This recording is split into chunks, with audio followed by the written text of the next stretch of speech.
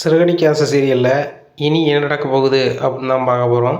இங்கே முத்து ரொம்பவே குழப்பமாக இருக்கார். அப்போ மீனா கேட்குறாங்க, என்னங்க என்ன ஆச்சு? அவங்க தான் எல்லாருமே பிரச்சனை இல்லைன்னு போயிட்டாங்களா, பிறகு உங்களுக்கு ஏன் குழப்பமாக இருக்குது அப்படிங்கிறாங்க.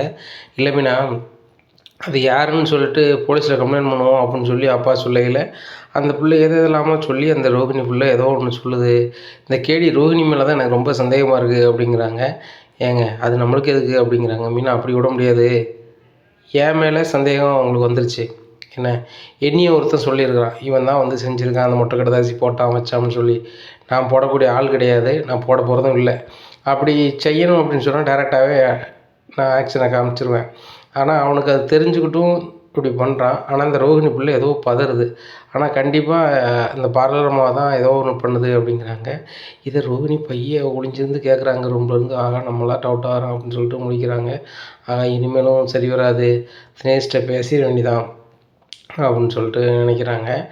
அப்போ தினேஷுக்கு ஃபோன் அடிக்கிறாங்க. நீ தயவு செய்து வெளியே லாந்தாத, உனக்கு நான் 30 லட்ச ரூபா தந்துடுறேன், நீ வெளியே லாந்துறேன்னா என் குழந்தை முத்துக்கிட்ட நீ மாட்டிப்ப அப்படிங்கிறாங்க. அதுவும் உன் குழந்தைனா, அவன் என் மேலே கை வச்சுருக்கான், அதான் அவனை வசமாக சிக்கி விட்டேன் அவன் புருஷன்கிட்ட அப்படிங்கிறாங்க. சிக்கி விட்டியா? என்னையை மாட்டு இவ்வளோ பார்த்துட்ட நீ அப்படிங்கிறாங்க. ஓ, அதனால தான் எனக்கு 30 லட்ச ரூபா சீக்கிரம் தரேங்கய்யா, சரி சரி எப்படி தருவேன் அப்படிங்கிறாங்க. எப்படியோ என் தலையை அடகு வச்சுனாலும் நான் தரேன், உனக்கு தர வேண்டியது என் பொறுப்பு. ஆனால் நீ என்ன செய்யக்கூடாது, வெளியவே வரக்கூடாது. நீ வெளியே வந்தால் கண்டிப்பாக முத்து கண்டுபிடிச்சிருவான். அப்படி கண்டுபிடிச்சிட்டான் அப்படின்னு சொன்னால் உனக்கு 30 லட்சமும் கிடைக்காது. நான் இவ்வளவு பொய் சொல்லி என் வாழ்க்கையை நான் வந்து வாழ்கிறதும் அர்த்தமெல்லாம் போயிடும் அப்படிங்கிறாங்க. சரி சரி போனவே நான் அவன்கிட்ட பரவ பேசுகிறேன் அப்படின்னு சொல்லி ஃபோன் வச்சுடுறாங்க. உடனே மனோஜ் வந்து என்ன நீ இவ்வளோ நேரத்துக்கு ஃபோன் பேசிகிட்டு இருக்க அப்படிங்கிறாங்க. இல்லை மனோஜ், காலையிலே வர சொல்கிறாங்க, என்னோடய கிளைண்ட் வர சொல்கிறாங்க, அவங்களுக்கு வந்துட்டு நான் பார்லர் வேலை செய்யணும், அவங்க வந்து சினிமாவில் ஆக்ட் பண்ணுறாங்க அப்படிங்கிறாங்க. சினிமாவில் ஆக்ட் பண்ணுறவங்களும் நீ வந்து பார்லர் வேலை பார்க்குறியா அப்படிங்கிறாங்க. இருக்காங்க கொஞ்சம் ஒரு 10 கஸ்டமர்கிட்ட சினிமாவில் உள்ளவங்க இருக்கிறாங்க அப்படிங்கிறாங்க. அப்போ நீ வந்து அவங்ககிட்ட சொல்லி நம்ம கடைக்கு ஏதாவது ஒரு மாடலாக வர சொல்லலாம்ல அப்படிங்கிறாங்க. உடனே சொல்லலாம் அப்படிங்கிறாங்க. நான் கேட்குறதுக்கு மட்டும் நீனே செஞ்சுருக்கணும் ரோகிணி, நம்ம கடையை எப்படி டெவலப் பண்ணலான்னு சொல்லி உனக்கும் அக்கறை வேணும், நம்ம பண்ணிட்டோன்னா பெரிய ஆளாயிடலாம் அப்படிங்கிறாங்க. மனோஜ் இப்போ அதுவும் முக்கியம் அப்படிங்கிறாங்க. ஓ, உங்கள் அப்பா பிஸ்னஸ் கோடிக்கணக்கில் பண்ணுறாரு, இதெல்லாம் நம்மளுக்கு சாதாரணம் தானே அப்படின்னு சொல்ல வரையா? அது என்னமோ உண்மைதான். ஆனால் உங்கள் அப்பா வெளில வரையில் நம்மளும் கொஞ்சம் பெரிய ஆளாக இருந்தோம்னா உங்கள் அப்பாவுக்கும் என் மேலே நல்ல மரியாதை வரும். அப்படி மரியாதை வந்துச்சுன்னா என் சொத்து பத்து எல்லாமே வந்து ரோகிணிக்கும் மனோஜுக்கு தான் சொல்லிடுவார்ல அப்படிங்கிறாங்க. ஆமாம் மனோஜ், ஆமாம் நீங்கள் தூங்குங்க அப்படிங்கிறாங்க. சரி நீ தூங்கலையா அப்படிங்கிறாங்க. நானும் தூங்க வேண்டியதான் அப்படின்னு சொல்லிட்டு படுத்து கிடக்குறாங்க. தூக்கமே வரல. காலையிலே எந்திரிக்கிறாங்க. எந்திரிச்சு மனோஜ் சொல்லாமல் புரியாமல் அவங்க பாட்டில் போயிடுறாங்க. வித்யா வீட்டுக்கு போயிடுறாங்க. வித்யா வீட்டில் போய் ராமன் அழுகிறாங்க. ஏன்டி ரொம்ப அழுகிற அப்படிங்கிறாங்க. நேற்று நான் மாட்டிட்டு முடிச்சிட்டேன்டி அப்படிங்கிறாங்க. என்ன அப்படிங்கிறாங்க. அந்த தினேஷ் வந்து 30 லட்ச ரூபா கட்டாமல் அடி அப்படிங்கிறாங்க. ஆமாம், அவனுக்கு கொடுக்க வேண்டாம், சிட்டியை ஏதோ மேனேஜ் பண்ணுதான்னு சொன்னேன் அப்படிங்கிறாங்க. ஆமாடி, நான் கொஞ்சம் லேட் பண்ணதுக்கு அவன் தான் மொட்டை கட்டுதாசி போட்டுகிட்டே இருந்திருக்கான் நான் நினச்ச மாதிரியே மனோஜுக்கு. இது போக அவனும் ஜெயிலில் இருந்ததுனால அவனுக்கும் ஒரு சில ரவுடிகள்லாம் தெரிஞ்சிருக்கு. அதனால் எல்லா தில்லாலங்கடி வேலையும் அவன் பார்க்குறான். முன்னாடி மாதிரி இல்லை. மனோஜை கோயிலுக்கு வர சொல்லி அங்கேயே வந்து யார் உனக்கு லெட்ரு போட்டாங்கதை குழப்பி விட்டுட்டான் முத்து பேரை சொல்லி அப்படிங்கிறாங்க. பிறகு என்னாச்சு அப்படிங்கிறாங்க. வீட்டில் ஒரு வழியாக சமாளிச்சிருக்கேன். அவங்க போலீஸ் ஸ்டேஷனுக்கு போகணும், அங்கே போகணும் இங்கே போகணுன்னாங்க. இது மட்டும் போதாது சூழ்நிலையில் முத்து வந்து யார் இவனை கண்டுபிடிக்க போகிறேன்னு சொல்கிறான், அது எனக்கு ரொம்ப பயமாக இருக்குது அப்படிங்கிறாங்க. உடனே வித்தியா சிரிக்கிறாங்க. ஆமாம், முத்து பெரிய ஆஃபீஸரு, அவன் விசாரணை பண்ணி கிழிச்சிருவான், அவன் வேலையை பாரு அப்படிங்கிறாங்க. இல்லடி, அவன் கொஞ்சம் வித்தியாசமானவன் தான், பண்ணாலும் பண்ணிடுவான் அப்படிங்கிறாங்க. நீ தினேஷுக்கு பேசுனியா அப்படிங்கிறான். உடனே பேசினேன், நான் எப்படியாவது 30 லட்ச ரூபாய் தந்துடுறேன், ஆனால் நீ தயவு செய்து வீட்டை விட்டு வெளில வராத, வெளில வந்தால் கண்டிப்பாக வந்து முத்து உன்னை கண்டுபிடிச்சிருவான், அவன் கண்டுபிடிக்க மட்டும் இல்லாமல் உன்னை கண்டிப்பாக வெளுத்து வாங்கிடுவான், நீ அவனை தான் வந்து காமிச்சு கொடுத்துருக்கேன்னு சொல்லிட்டேன் அப்படிங்கிறாங்க. நீ சொன்னதே கொஞ்சம் கூடுதலாக சொல்ல வேண்டியதுனே அப்படிங்கிறாங்க. சரி தினேஷ் ஃபோன் நம்பரை கொண்டா அப்படின்னு சொல்லி தினேஷுக்கு ஃபோன் அடிக்கிறாங்க. வித்யா, நான் வித்யா பேசுகிறேன் அப்படிங்கிறாங்க. உன்னையும் பேசணும் அப்படிங்கிறாங்க தினேஷ். ரோகிணி தான் பேசணும் அப்படிங்கிறாங்க. ஏன் அந்த கல்யாணிம்மா பேச மாட்டாங்களோ அப்படிங்கிறாங்க. நீ வீட்டை விட்டு வெளியே வரக்கூடாதான், வெளியே வந்தால் அவன் குழந்தை முத்து வந்து ஒன்றை வெளுத்து வாங்கிடுவானா அப்படிங்க. ஓ, ரோகிணி தான் குழந்தைனை வச்சு என்னை அட்டாக் பண்ண பார்க்காங்களா? நான் பார்த்துக்கிறேண்ணே, எவ்வளவோ அனுபவிச்சிட்டேன் வாழ்க்கையில், அவன்கிட்ட ஏற்கனவே வேங்கின அனுபவம் இருக்குது, இது வாய்ப்பு இருந்தால் திருப்பியும் கொடுத்துருவேன், நான் ஜெயிலுக்கு அனுப்புனதே அவன் தானே அப்படிங்கிறாங்க. ஜெயிலுக்கு அனுப்புனது அவன் தானே அப்படிங்கிறாங்க. ஆமாம், என்னை ஜெயிலுக்கு அனுப்புனதே அவன் தானே அப்படிங்கிறாங்க. லூஸு மாதிரி ஏன் பேசுகிற, வெயில் ஓவர் அடிக்கணும்னு லூஸு மாதிரி பேசுகிறியா அப்படிங்கிறாங்க. ஏய், ஒன்றில் யார் பேசுனா, உனக்கு 30 லட்ச ரூபா தரதுக்கு வக்கு இருக்கா? இல்லை போன வை அப்படின்னு சொல்லிட்டு ஃபோன் வச்சிடுறாங்க. என்னடி அவன் எப்படி பேசுகிறான் அப்படிங்கிற, என்ன பேசுனான் அப்படிங்கிறாங்க. என்னை ஜெயிலுக்கு அனுப்புனதே முத்துன்னு தான் சொல்கிறான் அப்படிங்கிறான். அப்போ சிட்டி அனுப்பலையா அப்படிங்கிறாங்க. இல்லை முத்து தான் அனுப்பணும்னு சொல்கிறான் அப்படிங்கிறாங்க. எனக்கு ரொம்பவே குழப்பமாக இருக்குது அப்படின்னு சொல்லிட்டு சிட்டிக்கு ஃபோன் அடிக்கிறாங்க. சிட்டி நான் ரோகிணி பேசுகிறேன் அப்படிங்கிறாங்க. என்ன அந்த வீடியோ எடுத்துட்டியா அப்படிங்கிறாங்க. உனக்கு வீடியோ தான் முக்கியமாக இருக்குது, நீ வந்து தினேஷை வந்து ஜெயிலுக்கு அனுப்பலை, முத்து தானே அனுப்பியிருக்கான் அப்படிங்கிறாங்க. இவளுக்கு தெரிஞ்சிச்சு அப்படின்னு சொல்லிட்டு உனக்கு முத்து சொல்லிட்டானா இதை அப்படிங்கிறாங்க. அப்போ நீ அனுப்பலை, அப்போ உன்னால் ஒன்றுமே முடியாதுன்னு அப்படிங்கிறாங்க. என்ன ரோகிணி பேச்செலாம் வேறு மாதிரி இருக்குது அப்படிங்கிறாங்க. வேறு மாதிரி தான் இருக்கும், உன்கிட்ட நான் வட்டி தான் வாங்கியிருக்கேன், அது கரெக்டாக நான் வந்து வட்டி கொடுத்துட்டு தான் இருக்கேன் சரியா. நீ வந்து பெரிய ஆள், தினேஷை வந்து நீ தான் ஜெயிலுக்கு அனுப்பணும்னு சொல்லிக்கிட்டு இருந்தேன், அதனால் நீ சொல்லுறதுலாம் நான் ஒவ்வொன்று கேட்டுக்கிட்டு இருந்தேன் அப்படிங்கிறாங்க. இங்கே பாரு ரோகிணி, உன்னை பற்றி எல்லா விஷயமும் தினேஷுக்கு தெரியும், தினேஷ் எங்கே இருக்கான்னு எனக்கு தெரியும். அவனை தூக்கி என்கிட்ட அவ்வளோ உண்மையும் கறக்கிறதுக்கோ வீடியோ எடுக்கவோ என்னால் முடியாதுன்னு கிடையாது. எல்லாமே எடுத்து ரெக்கார்டாக வச்சு உன்னை என்னாலும் பண்ண முடியாது, உனக்கே தெரியும். ஆனாலும் நீ சரி ரைட்டு, முத்தை உனக்கு பிடிக்காது, முத்தை நீ வந்து ஏதாவது பண்ணணும்னு நினைக்கியா, நீனும் என் கையாளுங்கிறதுனால தான் நான் உனக்கு சப்போர்ட் பண்ணுறேன். ஆனால் நீ ரொம்ப ஓவராக பேசுன அப்படின்னு சொன்னால் தினேஷ் என்ன பண்ணானோ அதை விட பல மடங்கு தினேஷ்கிட்டேருந்து தகவலை சேகரிச்சுக்கிட்டு நான் பண்ண வேண்டியிருக்கும் அப்படிங்கிறாங்க. சிட்டி நான் வேறு எதுவும் பண்ணிடாதான், நான் ஏதோ கோவத்தில் பேசிட்டேன் அப்படிங்கிறாங்க. இங்கே பாரு ரோகிணி, எனக்கு பொருட்டு கிடையாது, நீனும் புருஷனும் எனக்கு ஒரு பிரச்சனை கிடையாது. முத்து இந்த ஊரில் இருக்கக்கூடாது, அப்படி இருந்தான்னா ஜெயிலில் இருக்கணும், இல்லைன்னா அந்த ஊரை விட்டே போயிருக்கணும். அவன் குடும்பத்தில் அவன் பொண்டாட்டி அவன் மாப்பிள்ளை எல்லாம் அசிங்கப்பட்டு போயிருக்கணும், அவன் மாப்பிள்ளை ஜெயிலில் இருந்திருக்கணும். இவ்வளோ கதை அந்த வீடியோவில் நடக்கணும். அப்படி நடக்கலை அப்படின்னு சொன்னால் நான் வந்து சொன்னதெல்லாம் செய்ய வேண்டியிருக்கும் சரியா. அந்த தினேஷ் எங்கே இருக்கானோ அவனை வந்து என் கையில் கொண்டு வர வேண்டியிருக்கும், உன்னை பற்றிய வீடியோவை வெளியிட வேண்டியிருக்கும், பார்த்துக்கோ அப்படிங்கிறாங்க. நல்லா இருப்ப சிட்டி, நான் இருக்கேன் நிம்மதி இல்லாமல் தான் வந்து காலையில் ஒரு இடத்துல இருக்கேன், தயவுசெய்து நீ இது பண்ணாத, நான் எப்படியாவது வீடியோவை எடுக்க பார்க்குறேன் அப்படிங்கிறாங்க. அதுதான் உனக்கு புத்திசாலித்தனம் ரோகிணி அப்படின்னு சொல்லிட்டு ஃபோனை வச்சிடுறாங்க. என்ன ரோகிணி சிட்டி என்ன சொல்கிறான் அப்படிங்கிறாங்க. இப்போ அவனை நம்ம எதாவது சொல்லி சத்தம் போடலான்னு பார்த்தா அவன் நம்மளை இது பண்ணுதான். தினேஷை என் கையில் எடுத்துருவேன், தினேஷை என் கையில் எடுத்தோன்னா உன்னை பற்றியே எல்லா உண்மையும் தெரிஞ்சிடும், அதுக்கப்புறம் நீ தினேஷை தேடி போக வேண்டியது இருக்காது, என்னை தேடி வர வேண்டியிருக்கும் அப்படின்னு மாதிரி பேசுகிறான். அவனுக்கு முத்து செல்லில் வீடியோவை வெளியிடணுங்க அப்படிங்கிறாங்க. என்னடி சினிமா இது எடுத்து வச்சுருக்கானா அவன் குழந்தை முத்து, அதை வெளியிடணுன்னுட்டு இருக்கான், இவன் ப்ரொடியூசர் அவன் அப்படின்னுட்டு இருக்காங்க. நக்கல் பேசுறது நேரம் இல்லடி, இப்போ வந்து முத்து செல்லில் அந்த வீடியோவை எடுக்கணும், இப்போ இருக்க சூழ்நிலையில் முத்து செல்லாம் தொடக்கூட முடியாது, அப்படி ஒரு சூழ்நிலை. இப்போ தினேஷ் வாயை மட்டும்தான் நடக்கணும். இப்போ என்னடி செய்யுது, அவங்க ரூபா கேட்குறான், ஒரு 5 ரூபாயோ 10 ரூபாயோ அப்போ கொடுத்தோம்னா சதனாக இருப்பான். இந்த 10 ரூபாய்க்கு இப்போ என்ன பண்ணுறது அப்படிங்கிறாங்க. வெறும் 10 ரூபாயாடி நான் அப்படி அப்படின்னு சொல்லி பர்ஸ்லேருந்து எடுத்து கொடுக்காங்க. 10 லட்சத்தை சொன்னேன்டி அப்படிங்கிறாங்க. உனக்கு இதெல்லாம் ரொம்ப ஓவராக தெரியலையா, இந்த 10 லட்சம் இருந்துச்சுன்னா நீ தனியாக பார்லர் வச்சுருவேன், நீ ஏன் இன்னொரு ஆள்கிட்ட வந்து கூலிக்கு வேலை பார்த்துட்டு இருக்க போகிற, உனக்கு தெரியுதா தெரியலையா என்ன, நீ இன்னொரு ஆள்கிட்ட வந்து கூலிக்கு தான் வேலை பார்த்துட்ருக்க, போய் சொல்லி நீ வந்து ஓனர் மாதிரி நீயே நம்பிட்டியே என்னமோ தெரியல, நீ அங்கே வேலை தான் பார்க்க, அதுவும் சம்பளத்துக்கு தான், ஓனர் வேறு ஆள், நீ அவனுக்கு 30 லட்ச ரூபா புரட்டி கொடுக்கறது காட்டிலும் போடா, உண்மையை சொல்லுவோம் புருஷன்ட்ட, வாழ்க்கை இப்படி தான் வாழ்க்கை அப்படின்னு சொல்லி, சரியில்லையா உன் வாழ்க்கையை நீ பாருன்னு சொல்லி அழகான உனக்கு பையன் இருக்கான், அவங்க அம்மா இருக்காங்க, அழகாக சாப்பிட்டுட்டு ஒரு தொழிலை பார்த்துட்டு நல்லா சக்ஸஸ்ஃபுல்லாக சந்தோஷமாக இருக்கலாம் என்ன. அதை விட்டுட்டு நான் மனசு கூட இருப்பேன், இன்னும் போய் சொல்லிக்கிட்டே இருப்பேன் அப்படின்னு சொன்னால் உனக்கு நரகமாயிரும். இப்போ பாரு, உன்னையை சுற்றி உன்னை யார் அப்படின்னு சொல்லி நெருக்கடி பண்ணுறதுக்கு 3 பேர் வந்துட்டாங்க. முத்தாக இருக்கட்டும், சிட்டியாக இருக்கட்டும், தினேஷாக இருக்கட்டும், 3 பேர் 3 வட்டம் வந்துருச்சு.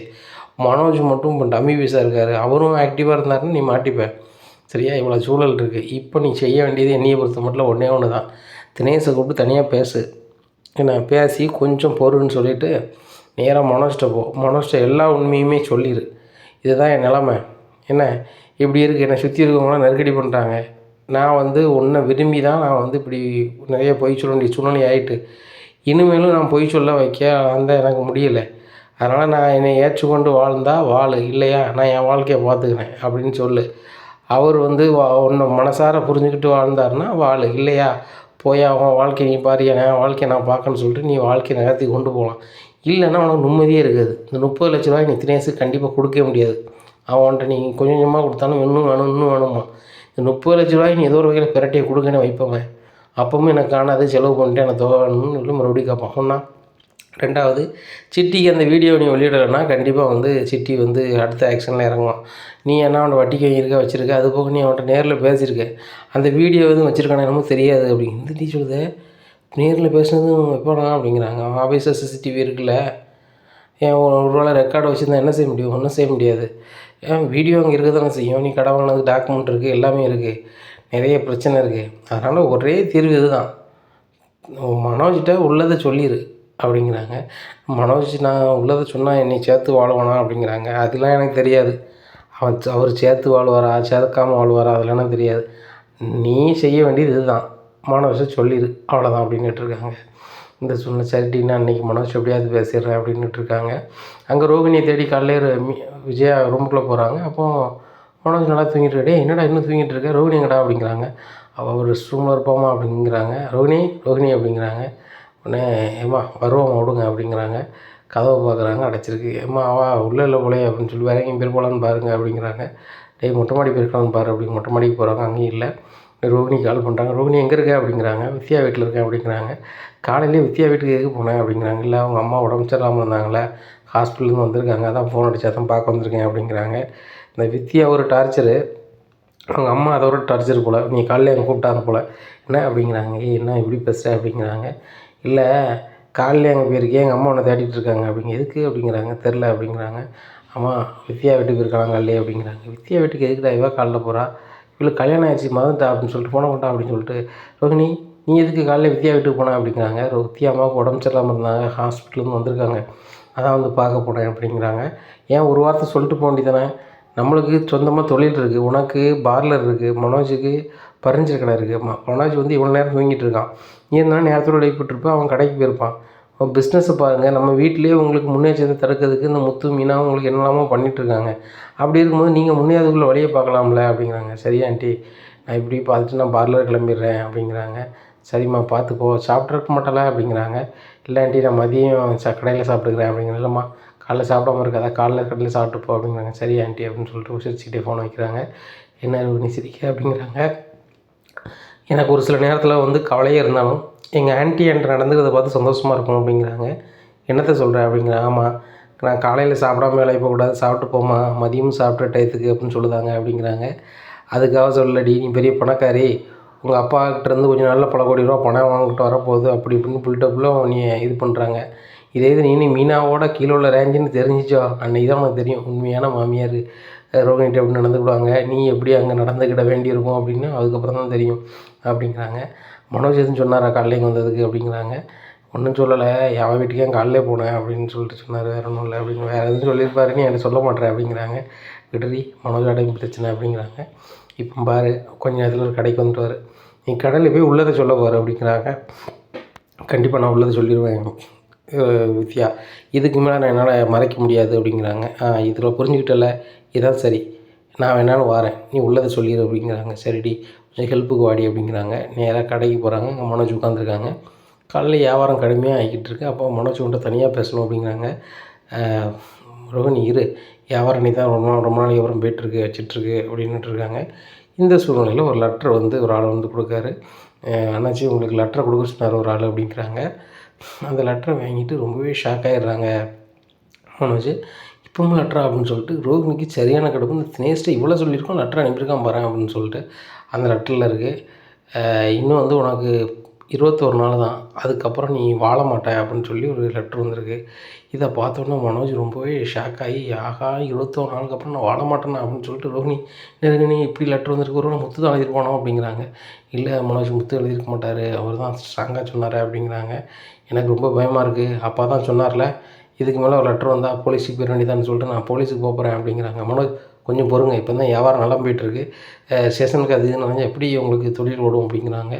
அதுவும் சரி தான், இன்றைக்கி இதை என்னென்னு தீர்வு பண்ணி ஆகணும், வியாபாரமாவது மண்ணாவது சரி வராது அப்படின்னு சொல்லிட்டு ஸ்டாஃப் எல்லாருமே வெளியே அனுப்புங்க, கடை அடைக்க போகிறோம் அப்படிங்கிறாங்க. உடனே என்ன சார் என்ன சொல்கிறீங்க அப்படிங்க. ஆமாம் எல்லாருமே வெளியே அனுப்புங்க, கடை அடைக்க போகிறோம் அப்படிங்கிறாங்க. நேராக எல்லோரையும் வெளியே அனுப்பிட்டு ஸ்டாஃப் வெளியே போட்டு கடையை அடைச்சிட்டு ரோஹிணிவா போகலாம் அப்படிங்கிறாங்க. என்ன மனோஜ் பண்ணிகிட்ருக்கீங்க, பிஸ்னஸ் ஓடிட்டுருக்கு, இதில் கடை அடைச்சிட்டு போகணுங்கிறீங்க, ஸ்டாஃப் போனால் வீட்டுக்கு போக சொல்கிறீங்க, என்ன கதை அவங்க கதை அப்படிங்கிறாங்க. இல்லை ரோஹிணி லெட்டர் எப்படி வந்திருக்கு பார்த்துக்கலாம், 21 நாளாக நான் இருக்க மாட்டேன்னு வந்திருக்கு, சப்போஸ் எனக்கு எதுவும் ஆகிட்டுனா அதுக்கப்புறம் நான் கடன் நடத்தி என்ன செய்ய முடியும், ஒன்றும் செய்ய முடியாது, இப்போ இதுக்கு வந்து ஒன்று போலீஸ்ட்டு போகணும் இல்லைனா சாமியார்கிட்ட போகணும் அப்படிங்கிறாங்க. மனோஜ் இங்கே பாருங்கள், நீங்கள் போலீஸ்ட்டு போனீங்கன்னா ஷோரூமுக்கு போலீஸ் வந்தாங்கன்னா வேறு எதுவும் இந்த கடையில் பிரச்சனையா, அந்த கடையில் வந்து யாருக்குன்னு திருட்டு பொருள் எதுவும் வாங்குறாங்களா வைக்கிறாங்களோ எதுவும் பல பிரச்சனை வரும், அதனால் அந்த கடைக்கு யாருமே வரமாட்டாங்க. அதுக்கப்புறம் நீங்கள் தொழிலே நடத்த முடியாது அப்படிங்கிறாங்க. சரி ரைட்டு, அப்போ நீ வா சாமியார்ட்ட போய் கேட்பேன் என்ன ஏதுன்னு சொல்லிட்டு அப்படிங்கிறாங்க. உடனே வித்யா நான் போயிட்டு வரேன்டி அப்படிங்கிறாங்க. என்னடி உன்னைய பற்றி உண்மையை சொல்லணும்னு பார்த்தா இப்படி அங்கங்கே போகிறங்க அப்படின்னு சொல்லி குசு குசுங்கிறாங்க. முதல்ல இப்போ மனோஜை நான் கவர் பண்ண தான் மேட்ரு, வேறு மேட்ரு கிடையாது. நான் இப்போ எப்படியாவது சொல்லி புரிய வைக்கலாம்னு நினச்சேன், அங்கே நடக்க போகிறதில்ல போல் அப்படி இப்படின்னுட்டு இருக்காங்க. சரி ரைட்டு நீ போய்ட்டு வா அப்படின்னு சொல்லிட்டு வித்யா கிளம்பிடுறாங்க. உன் வாழ்க்கை இப்படி தான் அதோகதி தான் அப்படின்னு சொல்லிட்டு போகிறாங்க. அங்கே சாமியார்கிட்ட போகிறாங்க. சாமியார் வந்து கொஞ்சம் வெயிட் பண்ணுங்கள் அப்படிங்கிறாங்க. சாருங்க பாருங்கள் வெயிட் பண்ண முடியாது, நான் டோக்கனுக்கு 2000 நான் 10,000 கொடுத்துட்றேன், நான் சாமியை உடனே பார்க்கணும் அப்படிங்கிறாங்க. சரி போங்க அப்படிங்கிறாங்க. அங்கே போய் பார்க்கும்போது என்ன பிரச்சனை பக்தா அப்படிங்கிறாங்க. எனக்கு இப்படி ஒரு லெட்ரு வந்திருக்கு அப்படிங்கிறாங்க. லெட்ரு வந்திருக்குன்னா படித்து பாருங்கள் அப்படிங்கிறாங்க. எனக்கு தெரியாத சாமி, இதில் வந்து நான் 21 நாளுக்கு அப்புறம் வாழ மாட்டேன்னு வந்திருக்கு அப்படிங்கிறாங்க. உடனே கையை பார்க்குறாரு. கையை பார்த்துட்டு உனக்கு ஆயுசு ரேகைலாம் கூட தான் இருக்குது, உன்னை யாருமே ஒன்றும் செய்ய முடியாது, நீ தான் எல்லாரையும் வச்சு செய்வ அப்படிங்கிறாங்க. அப்படியே சாமி ரொம்ப சந்தோஷமாக இருக்குது சாமி, நான் கூட பயந்துக்கிட்டே இருந்தேன், பார்த்தியா மனோஜ் சாமியை சொல்லிட்டாங்க உங்களுக்கு ஒன்றும் பிரச்சனை இல்லாது, இது சும்மா யாரோ விளாண்டுக்கிட்டு இருக்காங்க அப்படிங்கிறாங்க. சாமி இது விளையாட்டுக்கு எழுதியிருக்காங்களா எப்படி எழுதியிருக்காங்க அப்படிங்கிறாங்க. இந்த லெட்டர் எழுதுனவங்களை வச்சு பார்க்கும்போது அவங்க ஏதோ எதிர்பார்க்குறாங்க யாருக்கிட்டேயும், ஏன்னா அவங்க அதை கொடுத்தா அவங்க சாந்தமாக போகிறாங்க, இதில் உள்ள சாராம்சம் இதுதான் அப்படிங்கிறாங்க. சரி சாமி எனக்கு ஒன்றும் பிரச்சனை இல்லை அப்படிங்க, ஒன்றும் பிரச்சனை இல்லை அப்படிங்கிறாங்க. சரி சாமி போய்ட்டு வரேன் அப்படின்னு சொல்லிட்டு ரோகிணி இப்போ தான் ரோகிணி எனக்கு ஃப்ரீயாக இருக்குது, நல்ல வேலை சாமியார்ட்ட வந்தோம், பற்றியா நீ கூட சொல்லலை சாமியார்ட்ட போகாத வைக்காதுன்னு சொல்லி போதானே எவ்வளோ சூப்பராக சொல்லுதாரு பற்றியா அப்படிங்கிறாங்க. இப்போ 10,000 மேலே செலவு பண்ணியிருக்கலாம் மனோஜ் அப்படிங்கிற. ரோகிணி போனால் போயிட்டு போகுது, லைஃப் தானே முக்கியம் அப்படி இப்படிங்கிறாங்க. சரி ரோகிணி இன்றைக்கி கடை சேர்த்துருக்காக இருக்கட்டும், வீட்டுக்கு போவோம் அப்படின்னு சொல்லிட்டு வேறு வீட்டுக்கு போயிடுறாங்க. என்னடா மனோஜ் நேரத்தில் வந்துட்டேன் அப்படிங்கிறாங்க. இல்லைம்மா மனசு சந்தோஷமாக இருந்துச்சு அதான் வீட்டுக்கு நேரத்தில் வந்துட்டேன் அப்படிங்கிறாங்க. டே கண்ணா அப்போ வியாபாரம் நிறையா ஆச்சா அப்படிங்கிறாங்க. உடனே ரோகிணி ஆமாம் ஆண்டி நிறையா ஆச்சு அப்படிங்கிறாங்க. எத்தனை லட்ச ரூபாய்க்குமா இருக்கும் அப்படிங்கிறாங்க. அதை எங்கே மனோஜ் பண்ண விட்டாரு அப்படிங்கும்போது ஏமாம்மா இவன் ரூமுக்கு அப்படின்னு சொல்லிட்டு ரூமில் நடந்தெல்லாம் சொல்கிறாரு. டே ஏன்டா பயந்தாங்கலியாக இருக்க, அப்பா தான் சொன்னார்ல இன்னொரு வாட்டி லெட்டர் வந்தால் போலீஸுக்கு போகலான்னு சொல்லிட்டு அப்படிங்கிறாங்க. ரோகிணி வேண்டான்னு சொல்கிறாமா, வேண்டாம் வேண்டாம் வேண்டாம்னு சொல்லிகிட்டு இருக்கா அப்படிங்கிறாங்க. வியாபாரம் போயிருங்க அப்படிங்கிறாங்க. இப்படி லெட்டராக வந்துட்டு நீ பார்த்துக்கிட்டே கடையாக அடிச்சிட்டு இருப்பியா, அப்போ அது வியாபாரம் போகாதா அப்படி இப்படின்னுட்டு இருக்காங்க. இல்லைம்மா அந்த ஒரு வாட்டி பார்ப்போம், இன்னும்னா ரோகிணி சொல்ல கேட்கக்கூடாது, நானே ஸ்டேஷனுக்கு போயிடுவேன் அப்படிங்கிறாங்க. சரி ரைட் அப்படி இப்படின்ட்டு இருக்காங்க. இங்கே சமையல் மீனாக பண்ணுறாங்க. பண்ணோன்னே எல்லோரும் சாப்பிட்டுட்ருக்காங்க. சாப்பிட்டுட்டு இருக்கும்போது முத்து வராரு. முத்து வரும்போது அந்த லெட்டரை வந்து இவன் தாண்டா போட்டிருப்பான் அப்படி இப்படின்னு சொல்லி விஜயா சொல்லிகிட்டு இருக்காங்க. உன்னையம்மா நான் செய்யலைங்க என்ன சொல்லிகிட்டு இருக்கீங்க அப்படிங்கிறாங்க. இன்னும் கூட நான் உன் மேலே தான் டவுட்டாக இருக்குது அப்படி இப்படிங்கிறாங்க. என் மேலே டவுட்டாக இருக்கா, அது யார் என்ன வரும் நான் கண்டுபிடிச்சிட்டேன் அப்படிங்கிறாங்க. ரோகிணி திருதுன்னு முடிக்கிறாங்க. கண்டுபிடிச்சிட்டானா அப்படின்னு சொல்லிட்டு உடனே யாராது சும்மா யாராவது சொல்ல போறியா அப்படின்னு. நான் ஏன்டா சும்மா சொல்ல போகிறேன், யார் இந்த லெட்டர் எழுதுனா என்ன விவரம் எல்லாமே எனக்கு தெரியும் சரியா. அந்த கோயில் நீ சொன்ன கோயிலுக்கு நான் போனேன் என்ன, அங்கே போகும்போது அங்கே உள்ள சிசிடிவியில் உள்ள பதிவை நான் வாங்கியிருக்கேன். அதில் யாருன்னு பார்த்தா எனக்கு வேண்டாத ஆள் சரியா. அவனை நான் 2-3 பூசை கொடுத்துருக்கேன். இப்போ அவனோட அட்ரஸை அவன் ஃபோட்டோ கொடுத்து என் டிரைவர் வாட்ஸ்அப் குரூப்பில் அனுப்பியிருக்கேன் என்ன. கண்டிப்பாக அந்த சிட்டிக்குள்ளே அவன் எங்கேயாவது லாந்தும் போது கண்டிப்பாக எனக்கு தகவல் வரும். அன்றைக்கி நான் அவனை பிடிப்பேன். ஏன் இந்த லெட்டரை போட்டான், எதுக்கு போட்டான், என்ன மைனஸ் என்ன ப்ளஸ்ன்னு அவன்கிட்ட கேட்பேன் அப்படிங்கிறாங்க. இந்த சூழ்நிலையில் செல்வம் ஃபோன் அடிக்கிறாரு. டேய் முத்து குரூப்பில் ஒரு ஃபோட்டோ போட்டிருக்கேன், அவன் யார் அப்படிங்கிறாங்க. ஒரு வீடியோவையும் அனுப்பியிருப்பேன், அதை பாரு நல்லா தெளிவாக பாரு. அவன் வந்து ஒரு வயசான பாட்டியை வந்து தட்டி விட்டுட்டு போனான்ல, அவனை நான் போலீஸில் பிடிச்சி கொடுத்தேன். அவன் தான் அது. இந்த சிட்டிக்குள்ளே எங்கே இருக்கான் ஏது இருக்கான்னு தெரியல. இவன் தான் வந்து என்னையை மாட்டி கொடுத்துருக்கான் மனோஜ்கிட்ட. நான் தான் வந்து மனோஜுக்கு மொட்டை கடுதாசி போட்டேன் வச்சேன்னு சொல்லிவிட்டு. அதனால் வந்து அவனை தூக்கி அவனை தூக்கணும் அப்படின்னா எதுக்காக அப்படி போட்டேன், இல்லை நான் ஏற்கனவே வந்து நீ போலீஸுக்கு அனுப்புனதுனால தான் பண்ணியா வச்சியா, இல்லை வேறு ஏதாவது இதில் உள்ளடி வேலை இருக்கா அப்படின்னு சொல்லி கேட்கணும், அதுக்கு தான் அப்படிங்கிறாங்க. ஒன்றும் பிரச்சனை இல்லை, நம்ம வாட்ஸ்அப் குரூப்பில் எல்லாருக்குமே ஃபார்வர்ட் பண்ணிட்டோம். கிட்டத்தட்ட 300 டிரைவர் 350 டிரைவருக்கு மேலே அனுப்பியாச்சு. ஏன்னா அவங்க எங்கே பார்த்தாலும் தகவல் சொல்லிடுவாங்க அப்படிங்கிறாங்க. ரோகிணிக்கு சரியான பயம். ஆகா அவன் தினேஷ் தான் இங்கே ஃபோட்டோவும் எடுத்துட்டான் வீடியோவும் எடுத்துட்டான். இப்போ தினேஷ் வந்து சிட்டிக்குள்ளே எங்கேயாவது இல்லைன்னா கண்டிப்பாக அந்த டிரைவர் மாதிரி முத்துட்ட சொல்லிடுவாங்க. அந்த பூ வண்டியை கண்டுபிடிச்ச மாதிரி இவனையும் கண்டுபிடிச்சிட்டோம்னா நம்ம வாழ்க்கை என்னாகும் அப்படின்னு சொல்லிட்டு ரொம்பவே முழிக்கிறாங்க.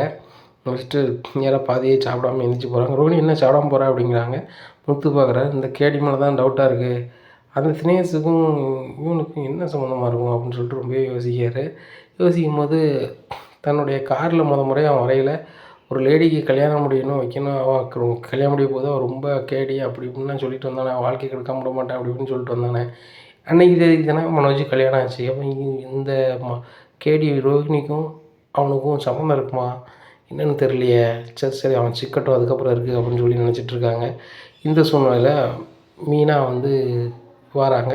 ஏங்க நீங்கள் ஒரு ஃபோட்டோ சீதாவுக்கு அனுப்பியிருக்கீங்களா அப்படிங்கிற. ஆமாம் அப்படிங்கிறாங்க. அவரை நான் பார்த்தேங்க அப்படிங்கிறாங்க. எங்கே பார்த்தேன் அப்படிங்கிறாங்க. ஏங்க நான் பூ கொடுக்க போனேன் நுங்கம்பாக்கம் பக்கத்தில். நுங்கம்பாக்கம் பக்கத்தில் வந்து ஒரு பார்க் இருக்குது. பார்க்லேருந்து ஒரு 3 வீடு தள்ளி இருக்குங்க. அவர் மாடியில் லைன் வீட்டில் இருக்கார் நினைக்கிறேன். ஏன்னா கீழ் வீட்டில் நான் பூ கொடுக்க போனேன். அவரே மாதிரி தாங்க இருக்குது அப்படிங்கிறாங்க. அப்படியே மீனா சரி ரைட் ஒன்றும் பிரச்சனை இல்லை அப்படின்னு சொல்லிட்டு எப்பா உடம்புல இப்போ ஒருத்தர் நான் சொன்னோம்லப்பா அவன் சிக்கிட்டான். அவன் நுங்கம்பாக்கம் பக்கத்தில் ஒரு இடத்துல லாட்ஜ் எடுத்து சின்னதாக ரூம் எடுத்து தங்கியிருப்பான் போல். மீனா அது பக்கத்தில் பூ கொடுக்க போயிருக்கா பார்த்துருக்கா. அதனால் நான் அவனை என்னன்னு பார்த்து வரேன்ப்பா அப்படிங்கிறாங்க. சரிடா முத்து போன இடத்துக்கு கவனமாக போ அப்படிங்கிறாங்க. சரிப்பா அப்படின்னு சொல்லிட்டு நேராக அங்கே கிளம்புறாங்க. இதை கேட்ட ரோஹிணிக்கு ரொம்ப இதாகிடுது. ஆகா தினேஷ் இருக்க இடத்த இவன் கண்டுபிடிச்சான்னு என்ன செய்வான்னு தெரியலையே அப்படின்னு சொல்லிட்டு நேராக ஃபோன் அடிக்கிறாங்க தினேஷுக்கு. தினேஷ் சுவிட்ச் ஆஃப்னு வருது. தினேஷ் செல்லு சுவிட்ச் ஆஃப் ஆகிவே இருக்குது. இப்படியா இருக்குது. இந்த சூழ்நிலையில் முத்து மீனாவும் கிளம்பி போகிறாங்க. முத்து கார் பஞ்சர் ஆகிடுது. பஞ்சர் ஆகி ஒரு இடத்துல நின்றுட்டுருக்காங்க. அப்போ டிரைவருக்கு ஃபோன் அடிக்கிறாங்க. நமக்கு வண்டி பஞ்சர் ஆகிட்டு ஒரு வண்டி அனுப்பிவிடு அப்படின்னு சொல்லிட்டு கார் ஸ்டாண்டுக்கு. அங்கே இருந்து ஒரு வண்டி வருது. அதுக்கு முன்னாடி வித்யா வீட்டுக்கு போய் வித்யா வீட்டிலேருந்து பைக் எடுத்துகிட்டு நேராக போகிறாங்க. அங்கே தினேஷ் நல்லா தூங்கிட்டு இருக்காரு. கதவை தட்டுறாங்க. தட்டினோடனே தினேஷ் முதல்ல எந்தி வெளியே அப்படிங்கிறாங்க. என்ன விஷயம் அப்படிங்கிறாங்க. உன்னை தேடி போலீஸ் வருது. என்ன தேடி போலீஸ் வருதா அப்படிங்கிறாங்க. இல்லை உன்னை தேடி போலீஸோட முத்து வரான் அப்படிங்க. எந்த முத்து அப்படிங்க குழந்தை தான். அவன் தான் உன்னை ஜெயிலுக்கு அனுப்புனா. அவன் மறுபடியும் ஏதோ உன்னை ஜெயிலுக்கு அனுப்புறதுக்கு வரான் அப்படி. என்ன ரோஹிணி சொல்கிற அப்படின்னு சொல்லிட்டு வித்யா பைக்கில் தினேஷ் ஏற்றி வச்சுட்டு ரோஹிணியை போட்டு அப்படிங்கிறாங்க. வித்யா பைக்கில் தினேஷ் ஏறி உட்காந்து போய்கிட்டு இருக்காங்க. இதை எதிர்த்தாப்புல அடுத்த காரில் வர முத்துவும் மீனாவும் பார்த்துடுறாங்க. மீனா இது அவன் தானே அப்படிங்கிறான். ஆமாம் அப்படிங்கிறான். காரை திருப்புங்க அப்படிங்கிறாங்க. நேராக வித்யா வீட்டில் கொண்டு அவனை தினேஷை வச்சிடுறாங்க. ரோஹிணி கொஞ்சம் மறைச்சி நின்றுக்கிறாங்க முத்துங்க வந்துடுவாங்கன்னு சொல்லிட்டு. இந்த வித்யா வீட்டுக்கு தான் தினேஷ் இருக்கான்னு தெரிஞ்சிருது. ரோஹிணி அப்பா நல்ல வேலை அவன் தினேஷ் அவன் வரதுக்குள்ளே இது பண்ணிட்டோம் அப்படின்னு சொல்லிட்டு போயிடுறாங்க. இந்த இப்படியா இருக்குது. இந்த சூழ்நிலையில் செல்வத்துக்கு ஃபோன் அடிக்கிறாரு முத்து. இங்கே பாரு வித்யா வீட்டில் தான் அந்த தினேஷ் இருக்கான். ஏன்னா தினேஷ் வெளியே வந்தானா வரலையான்னு மட்டும் எனக்கு தகவல் சொல்லு. இப்போ நான் வரதுக்கு வரைக்கும் நீ யாரும் நெல் அப்படிங்கிறாங்க. சரி முத்து அப்படிங்கிறாங்க. இங்கே ரோகிணியும் கரெக்டாக வித்யா வீட்டுக்கு போயிடுறாங்க. இங்கே முத்து மீனாவும் கரெக்டாக அங்கே போயிடுறாங்க. போகும்போது முத்து முதல்ல வீட்டுக்குள்ளே போகிறாரு. பின்னாடியே ரோகிணியும் போகிறாங்க. இப்போ எல்லோரும் ஒரே வீட்டுக்குள்ளே இருக்காங்க. ரோகிணியும் வசமாக மாட்டிக்கிறாங்க. ஆகா தினேஷும் இங்கே தான் இருக்கான். நம்மளும் இங்கே கரெக்டாக வந்துட்டோம். முத்து மீனாவும் வந்துட்டாங்க. இப்போ என்ன சொல்ல போகிறான்னு தெரியல. நம்ம எப்படி சமாளிக்க போகிறோன்னு தெரியலையே அப்படின்னு சொல்லி திருதுன்னு முழிக்காங்க ரோஹிணி. இனி என்ன நடக்கும் இந்த ரோஹிணி வாழ்க்கையில் அப்படிங்கிறத பொறுத்திருந்து பார்க்கலாம். நம்ம சேனலை நீங்கள் மறக்காமல் லைக் அண்ட் சப்ஸ்கிரைப் பண்ணுங்கள். நன்றி, வணக்கம்.